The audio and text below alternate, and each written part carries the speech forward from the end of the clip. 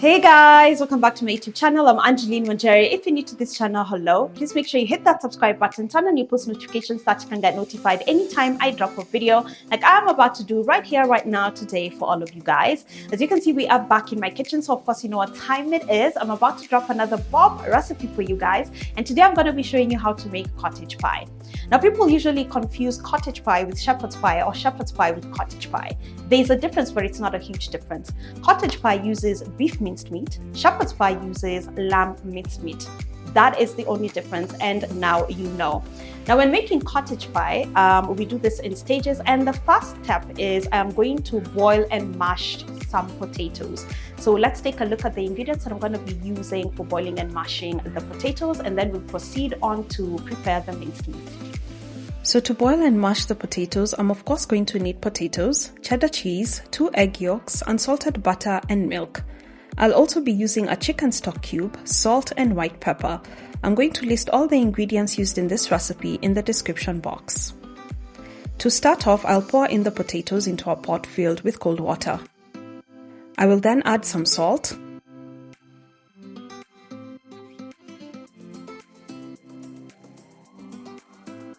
and a chicken stock cube. I love this one from Pran, it tastes amazing.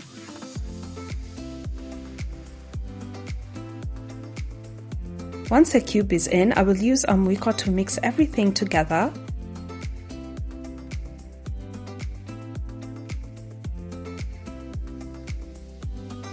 And then I'm going to cover and bring this to a boil. Some minutes later, I check on the potatoes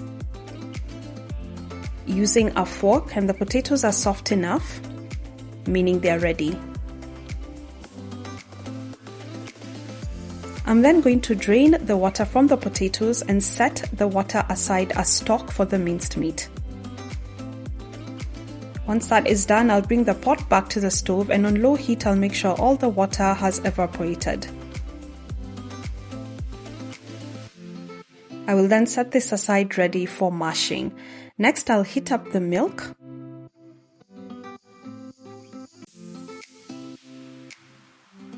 Unsalted butter. And cheddar cheese. I'll use this to fluff up the potatoes. Once this mixture is ready, I begin to mash.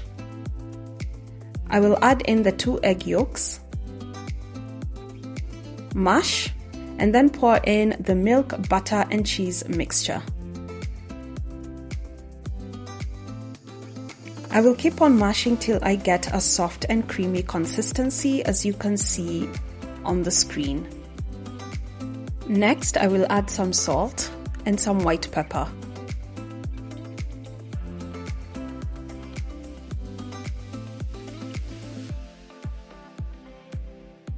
Once I add in the salt and the white pepper, I will continue mashing the potatoes until I get the consistency that I'm looking for.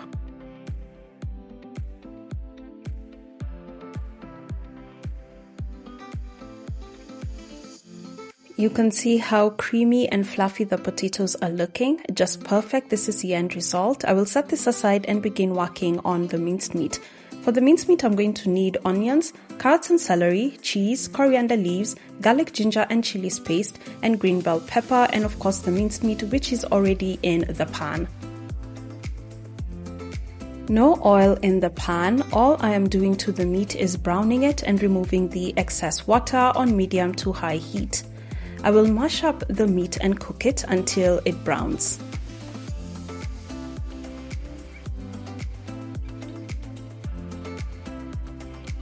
This is how it should be looking once you're done. As you can see, there's no excess water and the meat is quite dry. I'm going to add in some salt.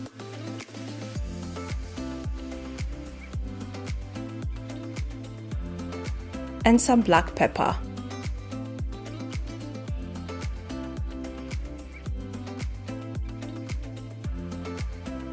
I will mix this into the meat.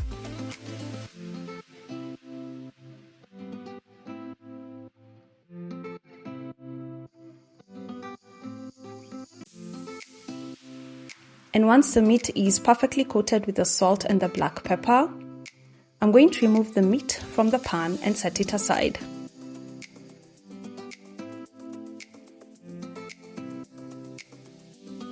In the same pan, I'm going to pour some cooking fat.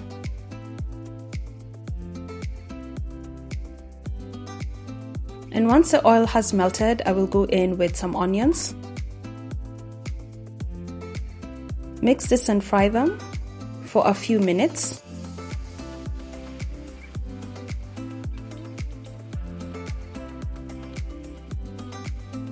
I'm then going to add in the carrots and the celery and let everything cook together as they soak up the flavor from the meat left in the pan.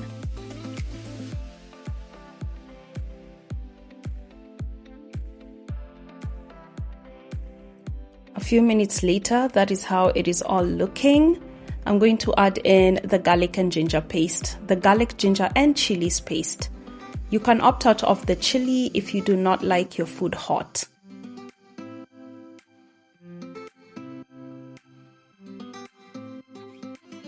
I will then add some thyme, dried thyme, if you have fresh thyme even better, and some dried oregano. I'm going to mix this into the vegetables. And then I'm going to add in a tablespoon of tomato paste. Next, I'm going to go in with some Worcestershire, yep, that word.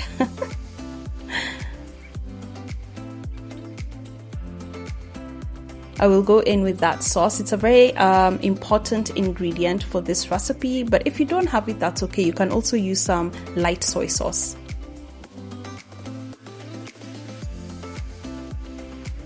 Once that is mixed well together, I will add in the minced meat.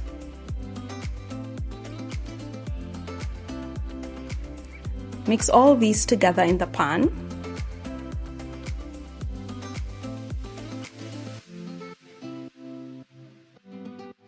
My pan is quite small. I wish I had a bigger pan, but this will have to do. So I'm just making sure nothing falls out. And then I'm going to add a chicken stock cube, and then I'm going to pour in the stock that we got from boiling the potatoes. Never pour out your vegetable stock or your meat stock. It's very important. You can use it for other recipes. I'm then going to mix everything together.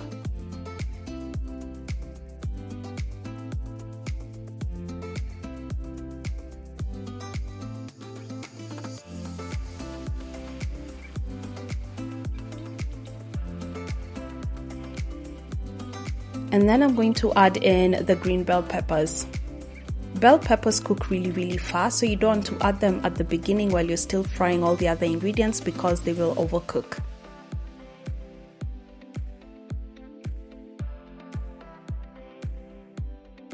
Once I've mixed everything together, I will cover and let this cook on low to medium heat. Some minutes later, this is the end result. I'm telling you, the kitchen smelled amazing. You can see it's looking really good. I'm obviously going to do a taste test to make sure everything tastes amazing and everything is well balanced, and also to see if I need to add in any more salt. But everything is good to go. I will then add in some coriander leaves.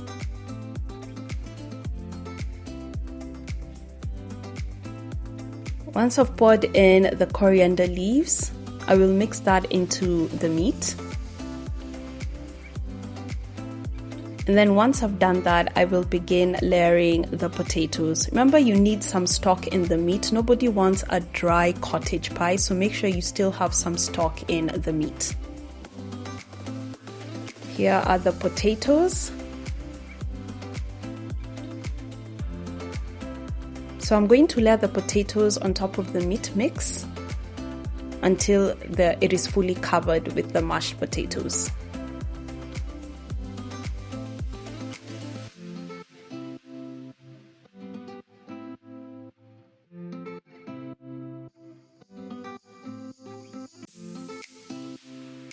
I think I've done a pretty good job. of layering, and then I'm going to draw a design. This is optional, by the way. I'm just going to draw a design on the fork, with a fork, on the potatoes.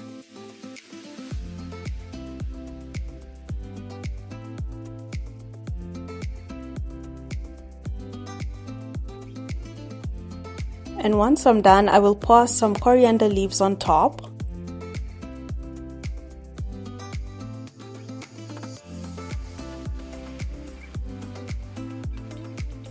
Followed by some mozzarella cheese.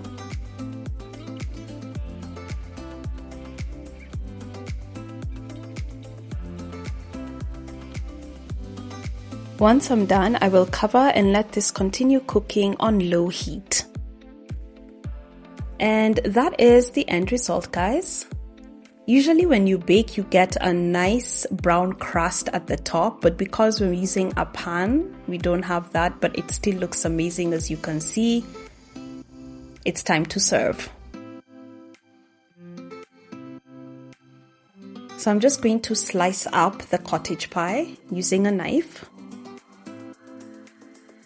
It smells amazing, you guys. It smells really, really good.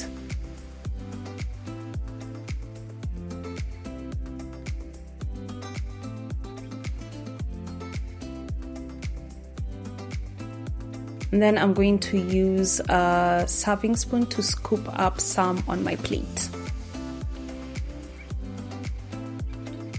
Yummy! Look at all that goodness.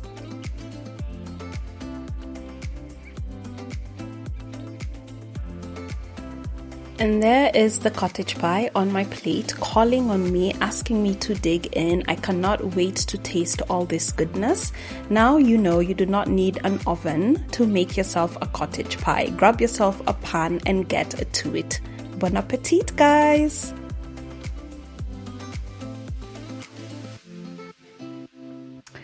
Alright guys, that is how you go about making yourself a cottage pie. This smell says it all. This is delicious. Oh my this is so good. I'm definitely going to have seconds, like honestly.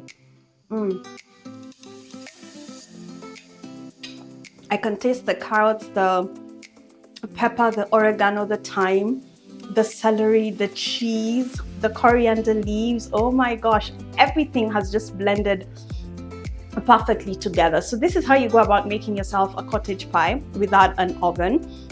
You may not get the nice thick crust that forms at the top when you that comes with baking it in an oven, but it looks just as good and it tastes even better. So make sure you try out this recipe at home and let me know how yours stand out in the comments section. Thank you so much for watching this video till the end. All the ingredients that I used will be in the description box, so make sure to check that out. And I guess I'll see you guys next time. If you haven't subscribed, please make sure you hit that subscribe button. Bye guys.